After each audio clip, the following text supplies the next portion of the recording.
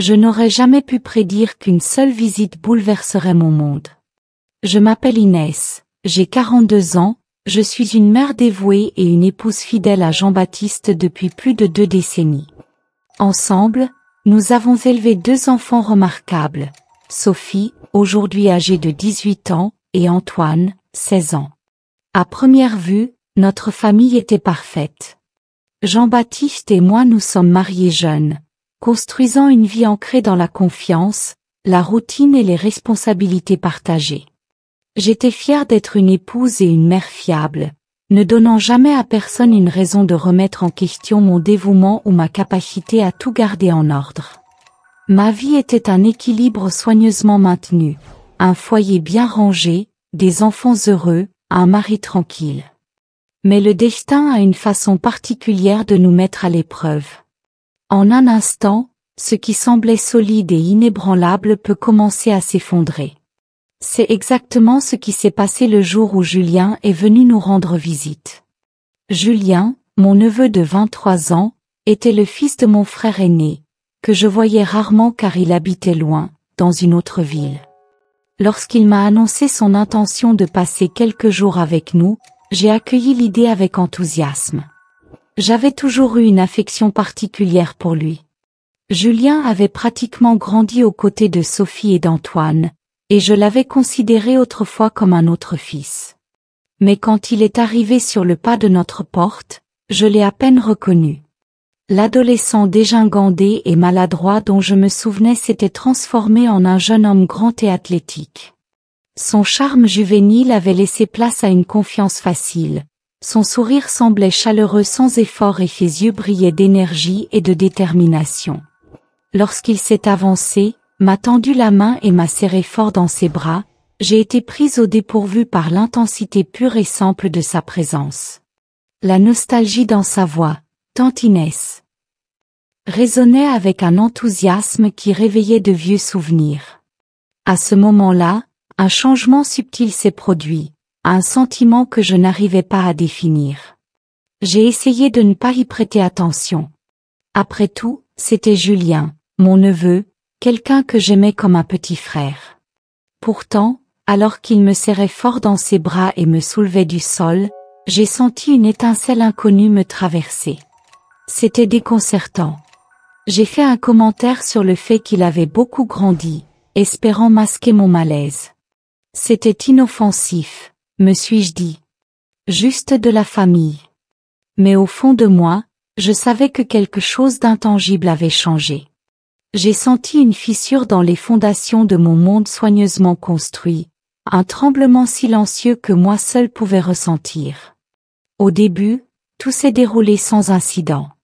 Julien s'est glissé dans la routine de la maison, riant et plaisantant avec Sophie et Antoine sur la vie universitaire et les projets d'avenir. Sa présence a insufflé une énergie nouvelle à notre foyer.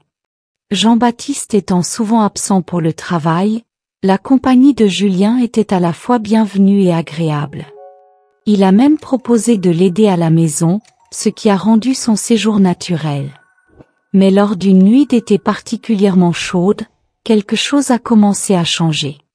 Quelque chose de subtil mais indéniable, qui a ouvert la voie à des événements qui allaient changer ma vie à jamais. Ce soir-là, alors que je buvais un verre d'eau dans la cuisine, j'entendis un léger bruit de pas derrière moi. En me retournant, je trouvai Julien debout, le visage illuminé par la douce lumière de la cuisine. Il y avait quelque chose de différent dans son regard, quelque chose qui me tenait en place. Son expression était calme, mais ses yeux avaient une profondeur que je n'avais jamais vue auparavant. « Désolé, tante Inès, » dit-il d'une voix plus basse, plus rauque. « Je suis juste venu prendre un verre. » C'était un moment simple, une explication bénigne, mais qui me coupa le souffle.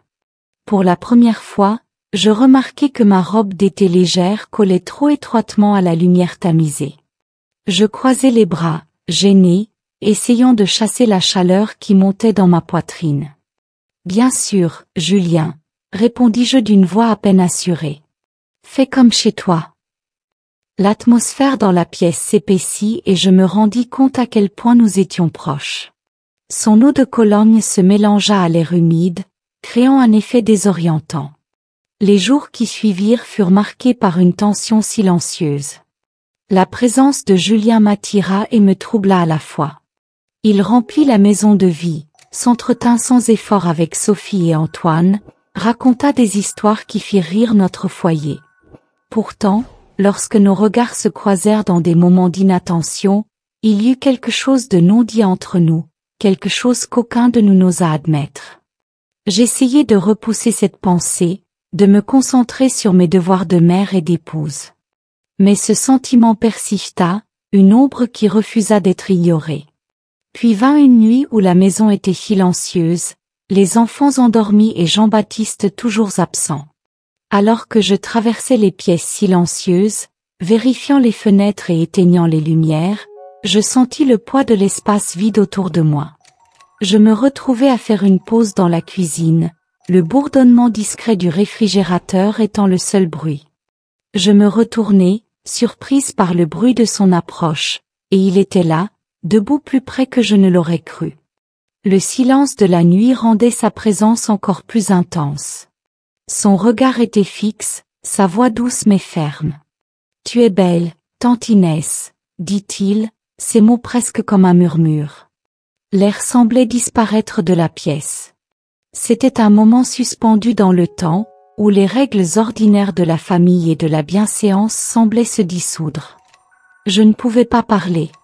Je ne pouvais pas bouger.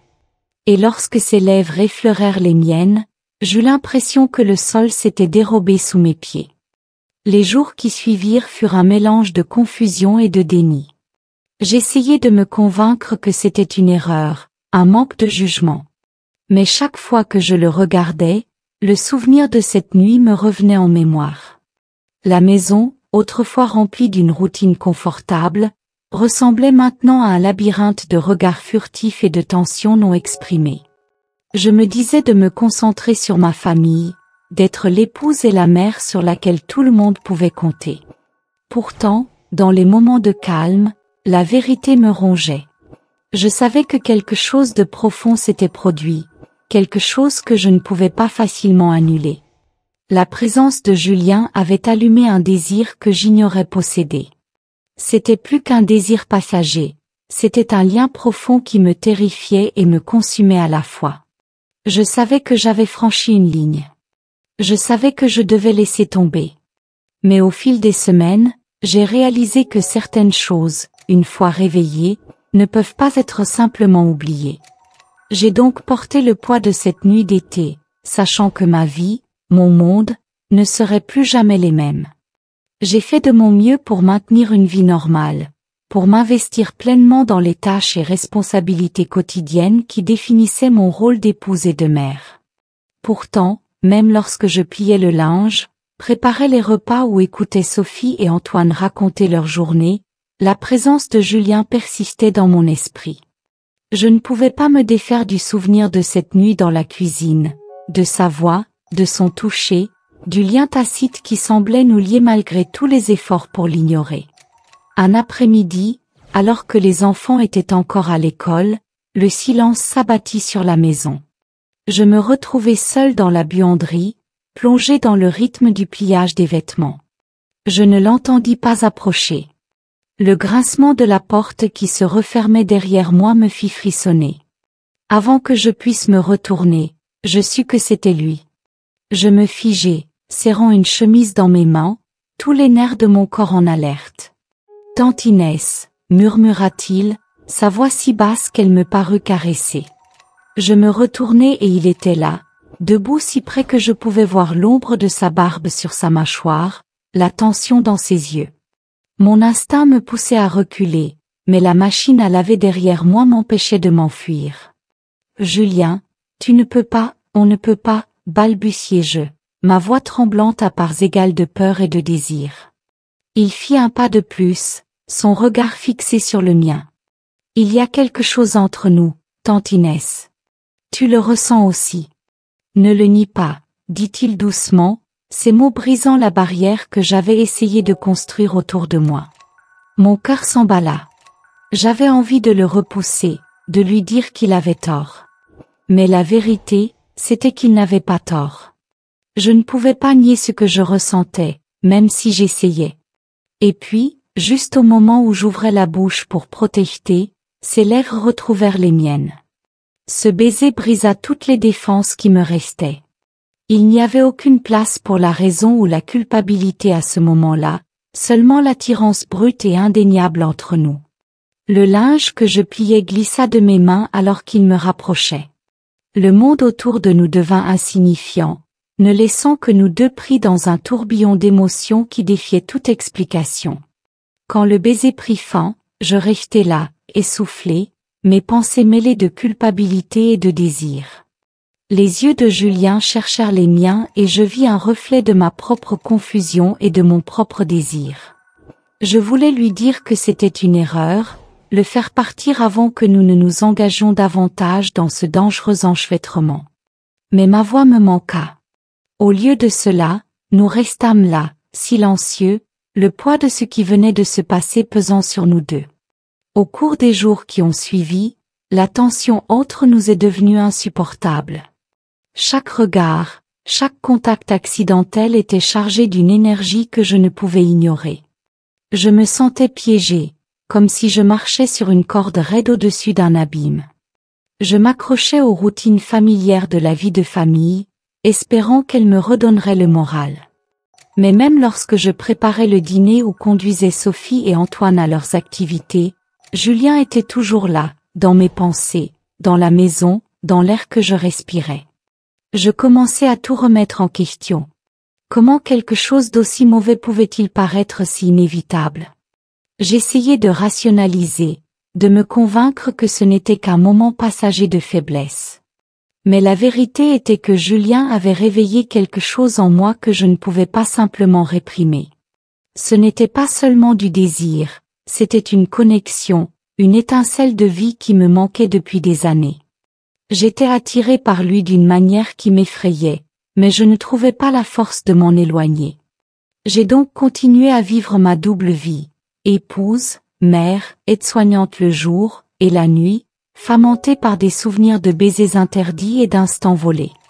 Je me disais que ça passerait, qu'avec le temps, la présence de Julien s'estomperait et que je retrouverais la vie sûre et prévisible que j'avais toujours connue. Mais au fond, je craignais que le mal soit déjà fait, que la personne que j'étais n'existe plus. Le séjour de Julien s'est terminé plus tôt que prévu. Il a reçu un appel urgent et m'a dit qu'il devait partir. J'ai ressenti un soulagement et une perte à parts égales. Le matin de son départ, les enfants se sont dit au revoir comme s'il s'agissait d'un adieu ordinaire. Ils n'avaient pas remarqué la tempête silencieuse entre nous, la façon dont mes mains tremblaient légèrement lorsque je l'ai embrassé à la porte. « Prends soin de toi, Julien », ai-je dit en m'efforçant de garder une voix ferme. Il m'a regardé avec une intensité fugace, comme s'il voulait en dire plus mais ne trouvait pas les mots. « Toi aussi, tante Inès », a-t-il répondu doucement. Tandis qu'il s'éloignait, valise à la main, je le regardais par la fenêtre. Chacun de ses pas semblait plus lourd que le précédent, et lorsqu'il tourna au coin de la rue et disparut de ma vue, je sentis un étrange vide s'installer en moi. Il était parti, et pourtant il ne l'était pas. Je le portais dans mes pensées, dans les souvenirs qui se rejouaient comme un film muet dans le silence de mon esprit. Jean-Baptiste revint ce soir-là, son sourire habituel illuminant la pièce. « C'est bon d'être à la maison », dit-il en m'enveloppant dans ses bras. Je le serrai fort dans mes bras, la culpabilité resserrant son étreinte autour de mon cœur.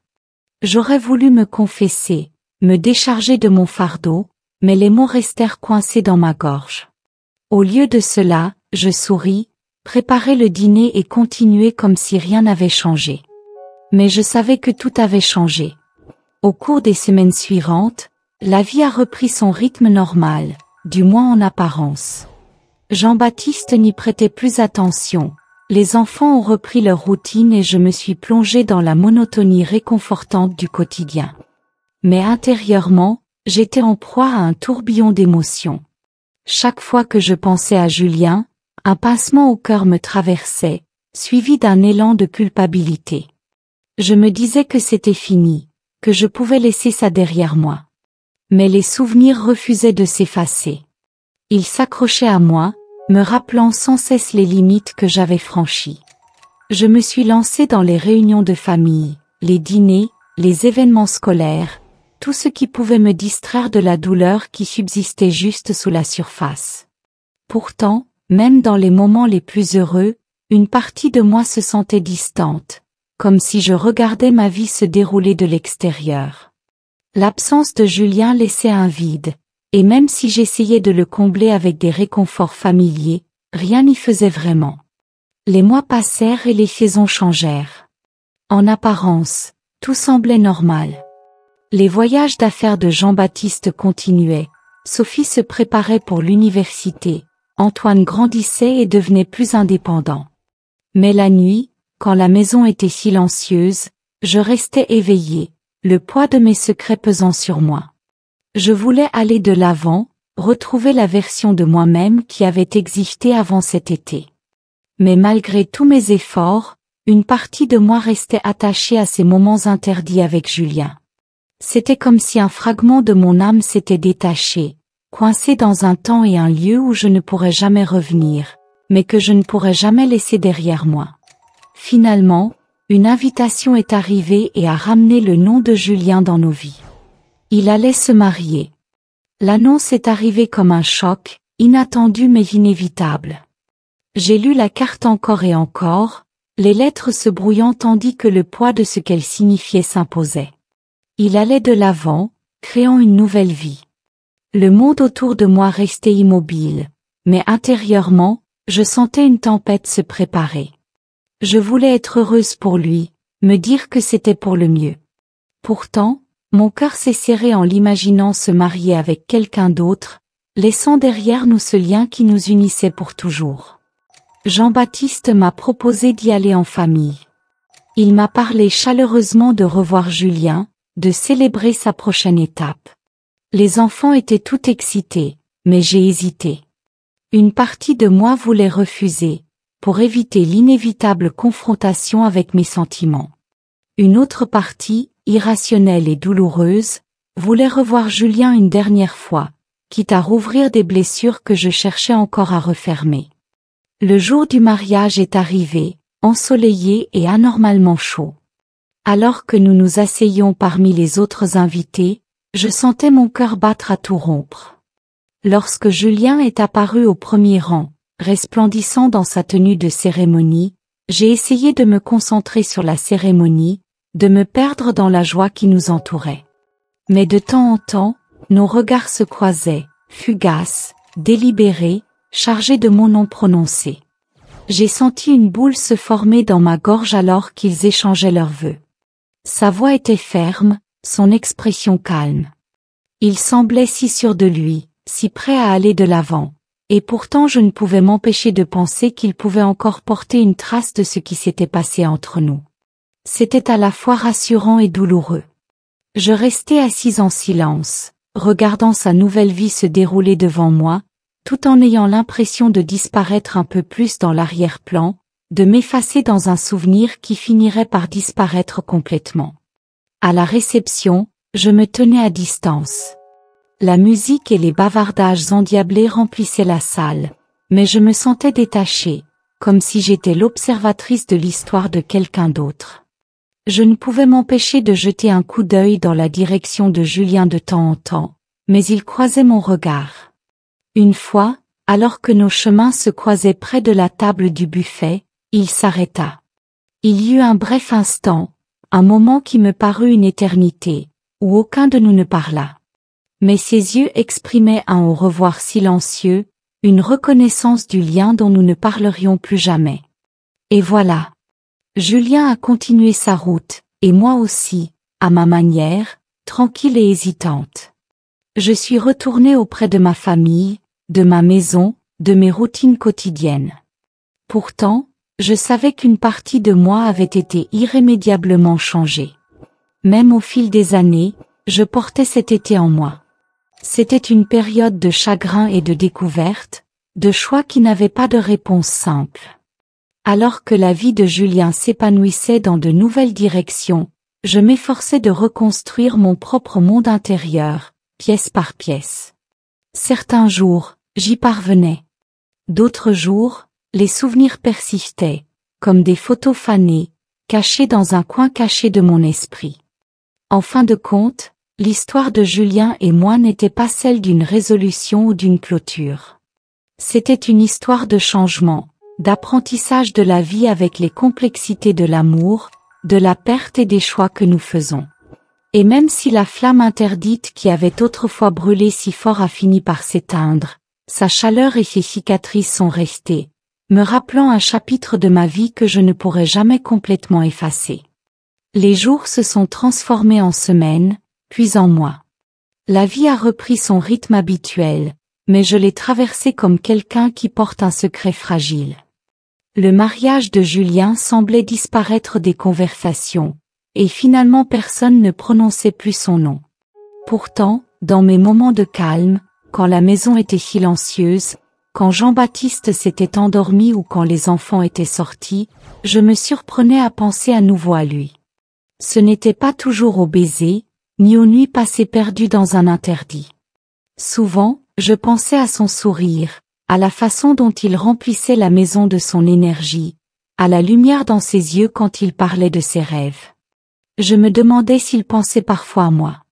Je me demandais si, dans sa nouvelle vie, il y avait des moments où son esprit se remémorait ces jours-là, ce que nous étions presque devenus. Cette pensée provoquait un mélange complexe d'émotions, tristesse, regret, un désir que je ne parvenais pas à nommer. Je me disais que cela n'avait plus d'importance. Il était parti, construisait son avenir, et j'avais ma famille, ma maison, mes responsabilités. Je m'y enfouissais, espérant qu'un jour, les souvenirs perdraient leur emprise. Il y avait des nuits où je n'arrivais pas à dormir, où je m'asseyais près de la fenêtre et je regardais dans l'obscurité. La douleur dans ma poitrine était parfois presque physique, un rappel sourd et persistant que quelque chose en moi avait changé pour toujours. J'essayais de trouver du réconfort dans les petites choses, une chanson préférée à la radio, le son des enfants qui riaient dans l'autre pièce, le poids familier de la main de Jean-Baptiste posée sur la mienne. Pourtant, même ces réconforts ne pouvaient pas effacer complètement l'ombre que Julien avait laissée derrière lui. Au fil des années, j'ai appris à vivre avec cette douleur silencieuse, à l'intégrer dans la trame de ma vie.